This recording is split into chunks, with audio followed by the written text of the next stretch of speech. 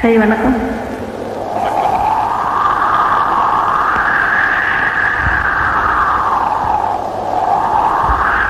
யாரு? வெளிய மழையா? அதானே பார்த்தேன்.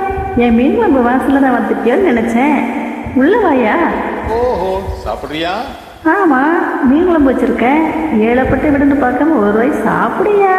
மீன் குழம்பா? சச்ச, இந்த தாளுக்கு சிறுகி யார் ஒழுங்கா மீன் குழம்பு வைக்கிறாளுங்க? மீன் குழம்பு வைக்க சொன்னா கருவாட்டு குழம்பு வைக்கிறாளுங்க. நான் இதெல்லாம் சாப்பிடறத விட்டுட்டேன். வேண்டாம்னா போ, நானே சாப்பிட்டுக்கிறேன். எனக்கு கொஞ்சம் மிச்சம் வைமா.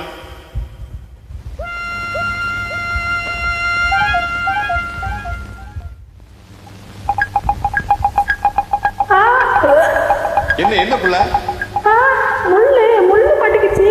உள்ள பாவி மகளை லவக்கலன்னு போட்டு முழுகுனா இந்த சோத்தை அப்படியே முழுங்க, முள்ளு உள்ள போயிடும்.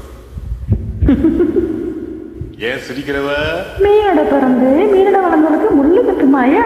ஒண்ணு இந்த பக்கம் வர வைக்கதான் நான் அப்படி நடிச்சேன். மொகரையில குத்துவேன். அப்பா தள்ளி போயிட்டேன் கட்டியா. யோ, உன்னை பார்க்க வச்சு சாப்பிட்டா எனக்குள்ள வயிற்று வலிக்கும். நாளே நாள் மீன் ஒரு கை சோறு போட்டு சாப்பிடியா? என்ன பிள்ளை பெரிய தொந்தரவா போச்சு. சரி சரி, உனக்கு வயிற்று வலி வரக்கூடாது பாரு, அதுக்காக கொஞ்சம் சாப்பிடுறேன். ஒரு ரூபாய் கொண்டா. மீனெல்லாம் அதிகம் வைக்காத, அதுக்காக வைக்காம இருக்காதுமா. இல்லையா, எடுத்துட்டு வரேன். போதும் போதும், அப்படித்தான். அதுக்கு மேல வேணாம். போதும் போதும், அப்படித்தான். அப்படின்னு சொன்னாதான் வேணும்னு அர்த்தம்.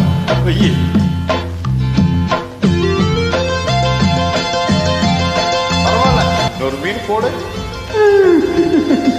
ஆனா நான் எனக்காக சாப்பிடுறேன். உனக்கு வகுத்து வலி வரக்கூடாது பாரு, அதுக்காக சாப்பிடுறேன். போடு.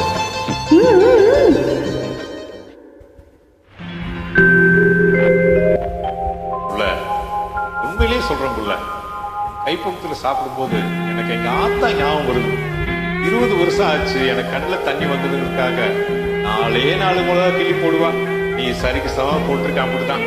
உப்பு புளி மிளகாலாம் சரிதான், சரியாத்தான் போட்டிருக்க. இன்னும் கொஞ்சம் குழம்பு ஊத்து, அள்ளி போடு மீனை. ஏன் இப்படி பாக்குறவ? எனக்கா ஒண்ணு சாப்பிடல, உனக்கு ஓத்து விளையாடக்கூடாது பாரு, அதுக்காகத்தான்.